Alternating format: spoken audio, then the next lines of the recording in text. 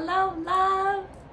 So, today I wanted to share a few different emotional release tools that are really powerful before going into a de-armoring practice or a meditation practice, when you're coming home from work, or even before you're getting ready to go out into the world for the day.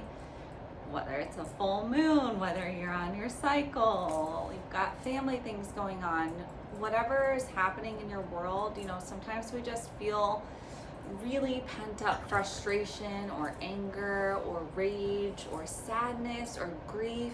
Every day is different. We're moving through all these different emotions, everything happening externally, collectively, and then also your internal process and things that might come up that may trigger old wounding from childhood. So if you're recognizing, feeling like you're in the moment being triggered, or you have really big emotions flowing through, these 3 emotional release tools can help to get into the stagnant emotions, get into what's stuck in the system, and then make more room for new energy to flow through. So the first one is a fun one. It's a hand scream or a pillow scream. So this is great, especially before de-armoring. When we're feeling sludgy, we feel like we have a lot kind of stuck. You might even feel shut down emotionally, numb, disassociated, cut off from yourself. Going into a hand scream or a pillow scream, activating your throat chakra, activating your voice. Even when you're feeling numb or you're feeling like there's not much there, it really is the opening. I mean, the throat is connected to the hips, connected to the pelvis, connected to so much deep emotion that we keep repressed. So the way to move through repression is expression. So this is a really great tool to utilize just to get the energy going, get the energy moving. So for the hand scream, you could even stand up. I'm just gonna come to my knees so it's easier to see here in the camera, but you can stand up, start with some movement in the body, really starting to bring focus to the belly. In our gut, there's so much emotion stored here around the hips, around the pelvis, in the stomach. So just bringing some movement. You can even shaking the hips, getting the intestines and the gut moving. And then for a hand scream, you're literally just bringing one hand up and the other hand over it, and then you're letting a little bit of air come through the bottom.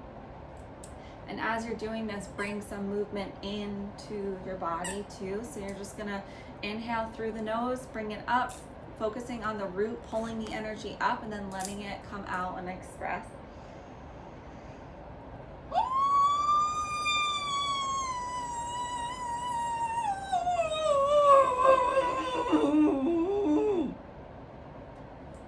Okay, settle that in. Keep it moving, keep it shaking. Let the energy come through. And same thing with the pillow. Just pulling the energy up from the root. For a pillow scream, you can be on the floor.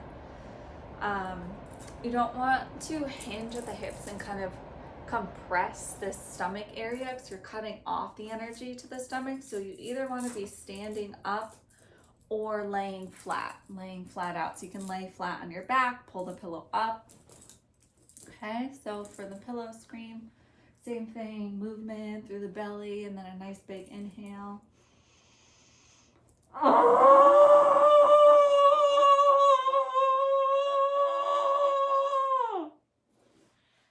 And then move through that a few different times, letting the yell, letting the scream be more guttural, coming from the belly, coming up from the gut, or letting it come really from the heart and from the throat. Thank you, baby. You're checking on me. Thank you. And so those are just two ways to start to get some energy and some movement through the system and through the body. And then from there, you can move into this practice is called a tantrum. So just like a little kid throwing a tantrum, this practice, you'll be laying out, if you imagine a 2-year-old, a 3-year-old, the way that they might throw a tantrum on the floor, you know, their body is moving, their legs are shaking. And what we're doing here, you're just gonna lay flat out on the floor. You're gonna be kicking your legs back and forth, kick, kick, kick, kick, kick, making your hands into fists. Watch out, baby, watch out. Making your hands into fists, moving those back and forth, and then at the same time, moving your neck from side to side. So as you're doing that, as you're moving your legs back and forth, you're activating the psoas muscle. So you're kicking, kicking, kicking, and the psoas muscle is coming, wrapping around, going through your femur, going all the way down to your knees, kicking, kicking, kicking.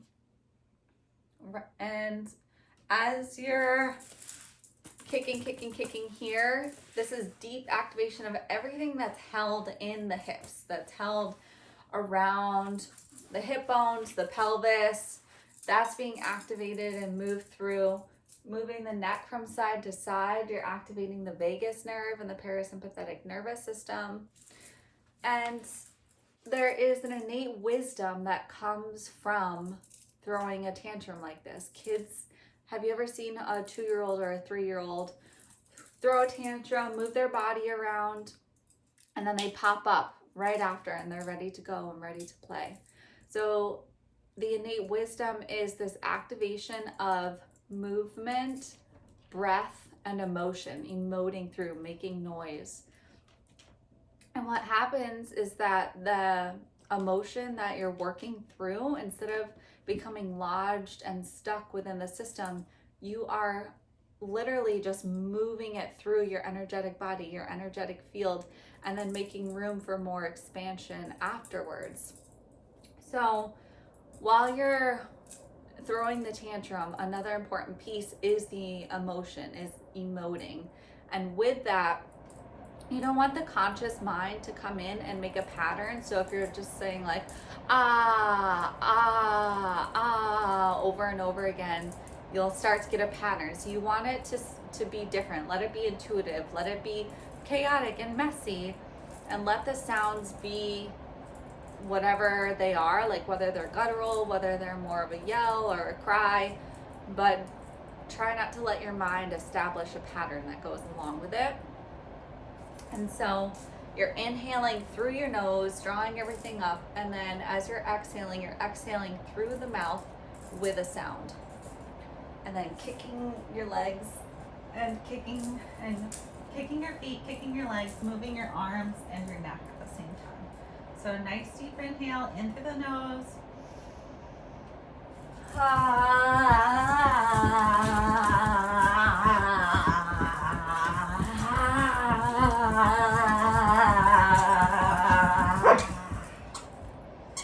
And then relax for a moment. Then another nice deep inhale through the nose. This time, let it sound different. Your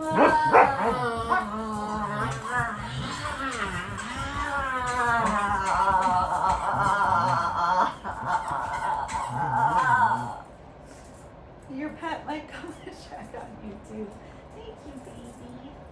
Okay. And then you can repeat that process. Just keep moving through the cycles. And you can repeat that as many times as you want, and then eventually as you're moving through, so you'll start with inhaling through the nose, and then Nova, go lie down, honey. Go lie down. You'll start with inhaling through the nose and then emoting and exhaling and making noise through the mouth. And then as you move through that process, let's say 5 times, then just lay out and breathe in and out all through the nose. So you're coming into this nice relaxation, nice gentle movement. And then the next emotional release technique is called pillow bashing. And for this one, you can roll some blankets up. You can gather some pillows.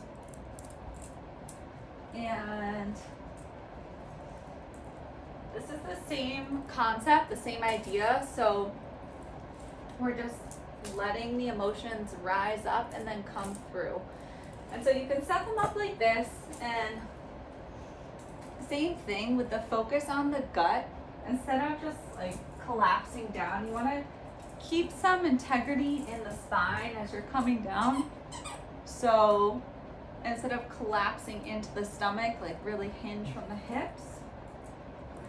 And so for this, you'll do the same thing. Inhale through the nose. And then exhale, you can make fists here and just come down with a noise, an audible noise. Ah! Ah! Ah! Ah! And then you can move through that process.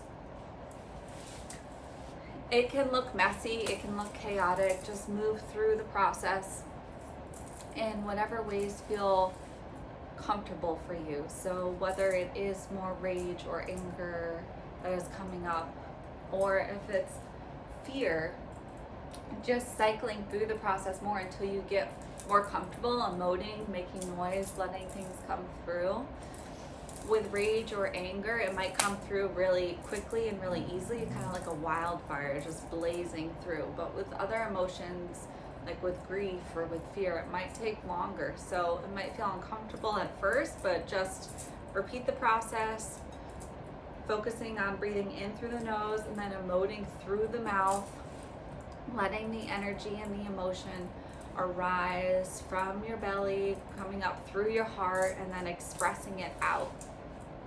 So those are 3 techniques that before you get into a de-armoring practice, or before you move into a catharsis practice, or even when you're getting ready for a meditation or something where you're wanting more stillness and you're wanting more presence, but you feel like you have like a lot of pent-up energy stuck in your system.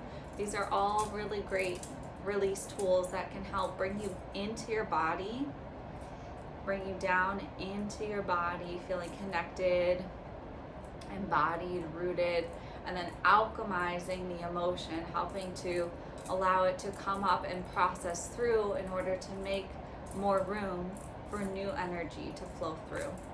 So play with those, see how they go, and if you have any questions or you feel like you want to move deeper into a practice, let me know how it is for you. Which one did you resonate with?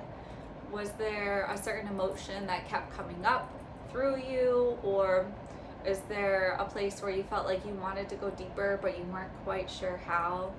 I'm so excited for you to try out these practices, see how they feel in your body, and let me know.